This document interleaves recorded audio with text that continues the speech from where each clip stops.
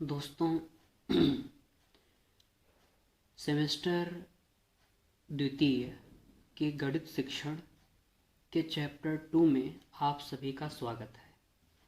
इसमें दोस्तों चैप्टर 2 का नाम जैसा कि लिखा गया है, व्यंजक में प्रयुक्त जोड़, घटाना, गुणा तथा भाग के संकेतों तथा कोष्टकों का सरलीकरण, simplification of symbols of addition, subtraction, multiplication and division and brackets used in expression।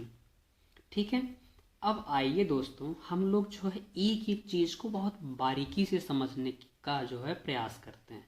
आराम आराम से सारी चीज़ें समझेंगे। एक बात ध्यान रखिएगा, अगर आप थोड़ा सा भी विश्वास करना चाहें तो आप कर सकते हैं। ये मैं आपको बता दूं, 100% एक भी क्वेश्चन इससे बाहर नहीं जाएगा जितना मैं आपको पढ़ा दूंगा। ठीक है, अब डिजिट्स चेंज कर दे वो तो बात की बात है, वरना एक भी क्वेश्चन जो है बाहर नहीं जाएगा। आइए दोस्तों हम लोग सबसे पहले जो है समझने की कोशिश करते हैं व्यंजक क्या होता है। ठीक है, व्यंजक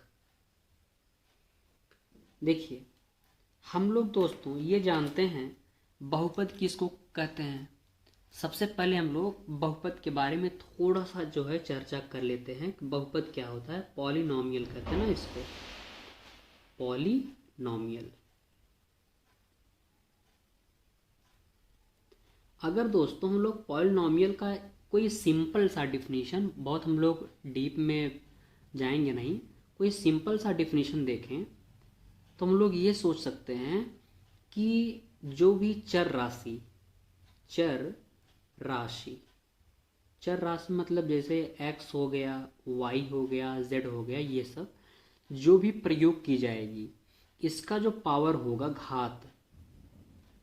घात होगा पावर, वो ऑलवेज क्या होना चाहिए, वो ऑलवेज पॉजिटिव हो। एक बात। दूसरी बात कि वो पूर्ण संख्या हो। क्या हो? पूर्ण संख्या हो, ये भी कह सकते हैं।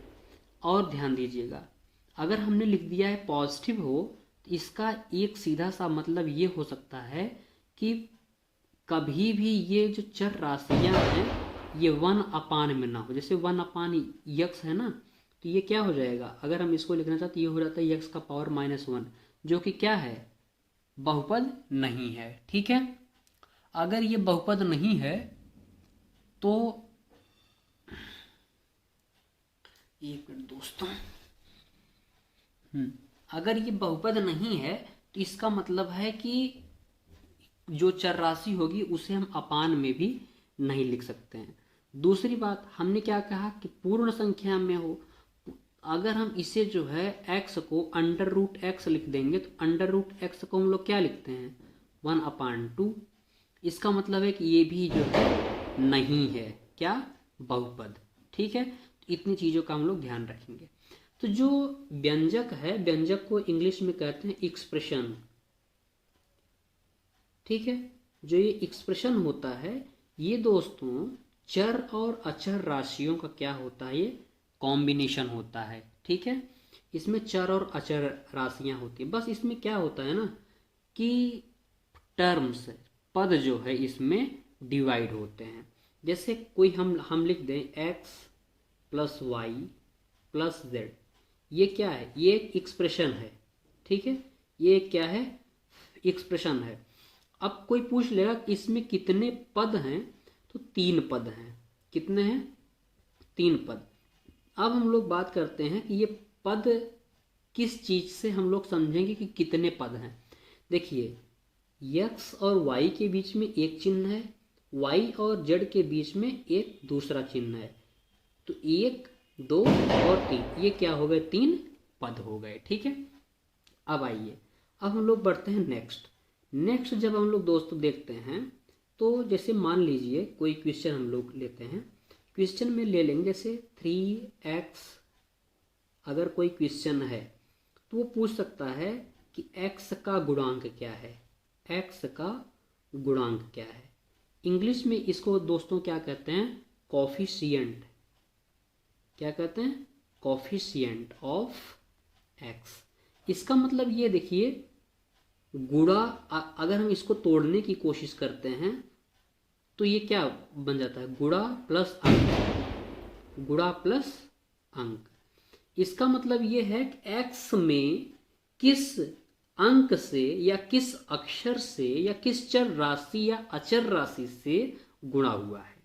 तो देखिए x में किससे हुआ है, 3 से। इसका मतलब है x का कोफिशिएंट क्या हो जाएगा, 3। ठीक है। इसी प्रकार से कोई अगर क्वेश्चन दे दे 3xy, अब कोई पूछ ले कि x का कोफिशिएंट क्या है, तो x में देखिए 3 का भी और y का भी मल्टीप्लिकेशन हुआ है, तो 3y क्या हो जाएगा, x का कोफिशिएंट हो जाएगा। ठीक है। इसी प्रकार से मतलब कुछ भी पूछ लेगा तो हम लोग ऐसे ही इसको क्या करेंगे, समझ लेंगे ना। आइए फिर देखते हैं। अब हम लोग चलते हैं संक्रियाओं की तरफ। संक्रियाएं, देखिए दोस्तों, हम जो भी संक्रियाओं को क्या कहते हैं, ऑपरेशंस कहते हैं। ठीक है। मैथमेटिक्स में कुल 4 ही ऑपरेशंस होते हैं। ठीक है। वो क्या क्या होते हैं, प्लस होता है, माइनस होता है, मल्टीप्लिकेशन होता है और डिवीजन होता है। ठीक है। इससे ज़्यादा जो है हम लोगों का कुछ नहीं होता है। ठीक है। अब दोस्तों, अगर हम लोग समझने की कोशिश करते हैं कि जोड़ क्या है, ठीक है, सबसे पहली चीज हम लोग अगर समझें कि जोड़ क्या है, जोड़ को इंग्लिश में क्या कहते हैं, एडिशन। क्या कहते हैं, एडिशन। अब देखिए, जो ये एडिशन होता है, जब हम किसी भी चीज को दोस्तों काउंट करते हैं, काउंट करने का तात्पर्य क्या हुआ, हम किसी भी चीज को कई बार से जो है उसको गिन रहे हैं ना।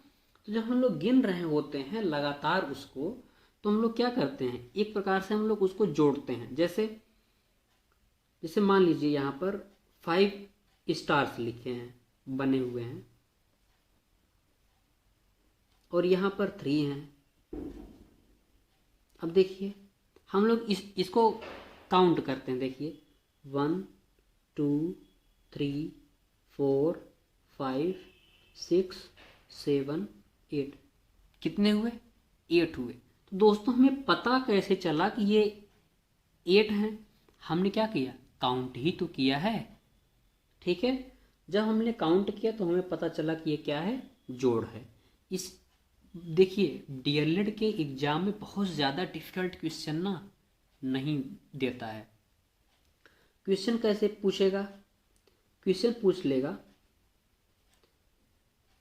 16,572, 16,572, 4,708, 6,325 और 518 को जोड़िए, को जोड़िए। अब देखिए आप लोग इसमें करेंगे क्या, आप लोग इसमें जो है बहुत ही आसानी से कर सकते हैं। देखिए सॉल्यूशन डालेंगे और इसको करेंगे 16,572 प्लस 4,708 प्लस 6,325 प्लस 518। अब देखिए 8 2 10, 10 5 15, 15 और 8 23, कैरी आया 2, 7 2 9, 9 1 10, 10 और 2 कैरी 12, कैरी आया 1, 5 और 5 10, 7 3 10, 10 10 20, 20 और 1 21, कैरी आया 2, 6 और 6 12, 12 4 16, 16 और 2 18, कैरी आया 1, 1 और 1 2। बस इतना ही हो जाएगा आपका आंसर। ठीक है। या तो आपसे ये क्वेश्चन पूछा जा सकता है, या एक क्वेश्चन आपसे और पूछा जा सकता है दूसरे टाइप से। वो क्वेश्चन दोस्तों कैसे पूछा जा सकता है? वो क्वेश्चन कुछ इस प्रकार से पूछा जाएगा, कह देगा कि स्टार स्टार के स्थान पर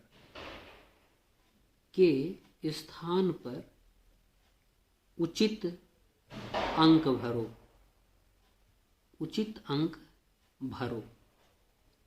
तो ये दोस्तों कैसे पूछ सकता है? ऐसे 6542। उम्मीद है दोस्तों ये सब आप लोगों को पता होगा, बस केवल यहाँ पर आप लोगों को ये ऐसे समझाने की कोशिश की जा रही है कि क्या पूछता है, ये बताने की कोशिश की जा रही है। हम लोग ये जानते हैं कि आप लोगों को ये सारी चीज़ें पता होगी ऑलरेडी। अब यहाँ पर दे देगा आपको इसका हल 555। अब देखिए ये चीज़ कैसे है, आखिर ये बताइए 7 और 2 कितना होता है? 9। लेकिन यहाँ पर कितना लिखा गया है? 5।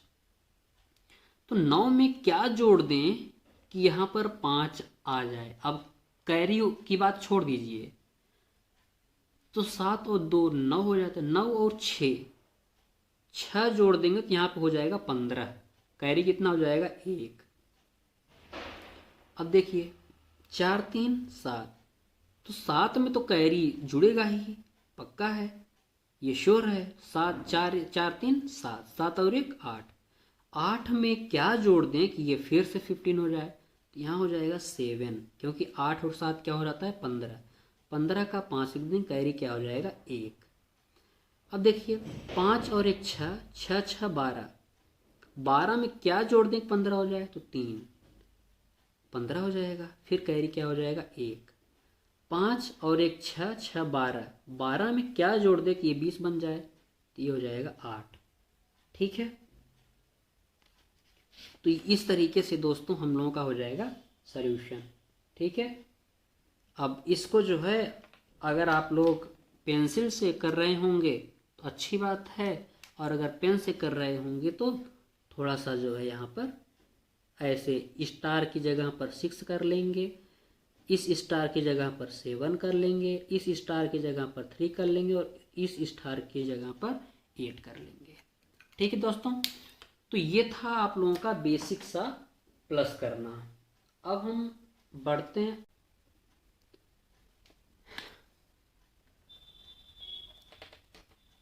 आइए दोस्तों देखते हैं।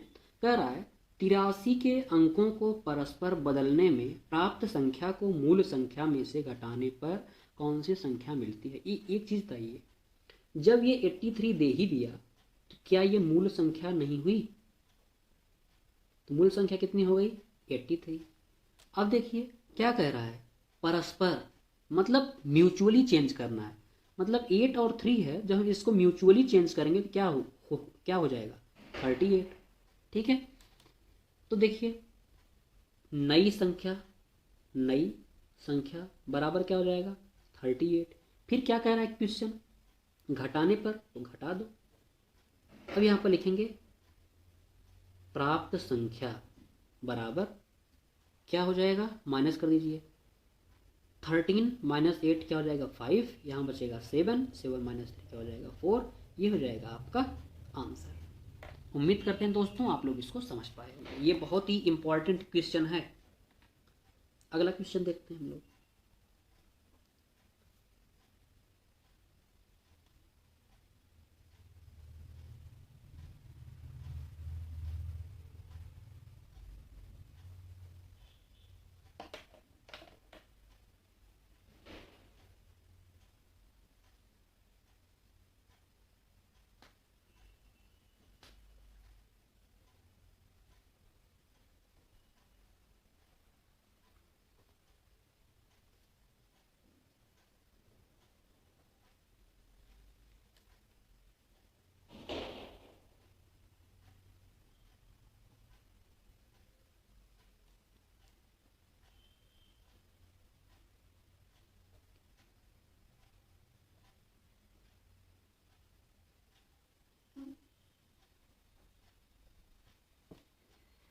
चलिए दोस्तों आइए हम लोग देखते हैं अपना अगला क्वेश्चन। कह रहा है दो संख्याओं का योग 24 है, उनमें से एक संख्या दूसरे की 2 गुनी है, संख्या ज्ञात कीजिए।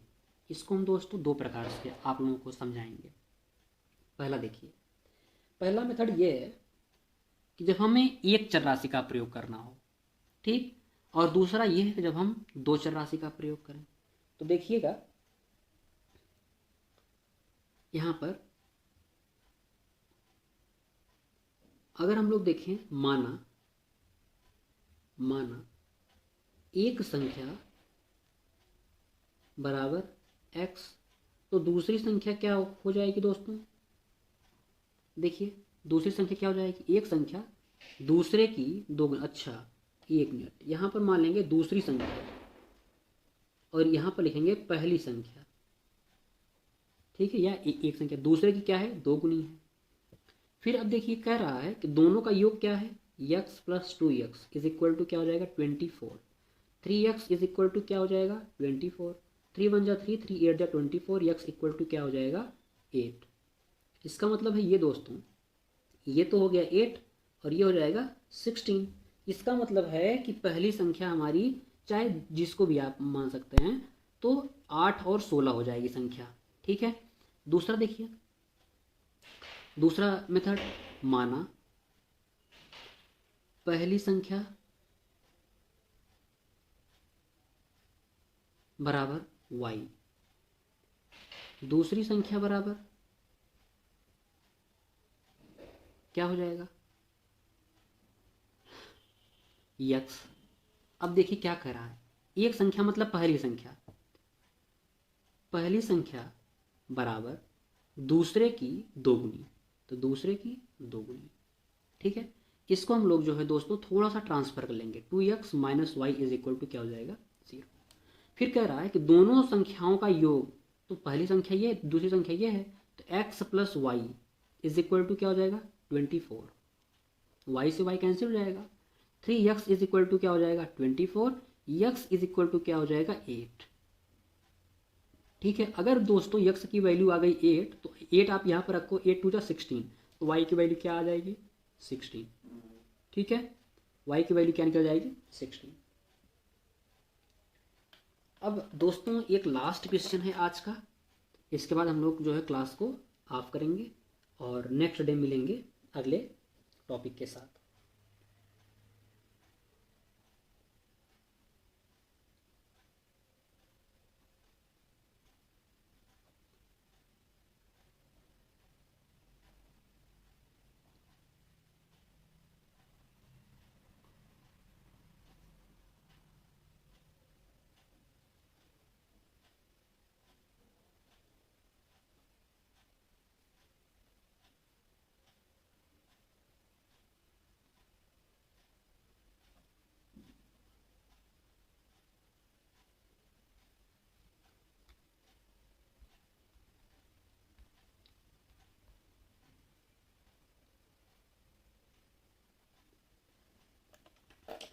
देखिए दोस्तों,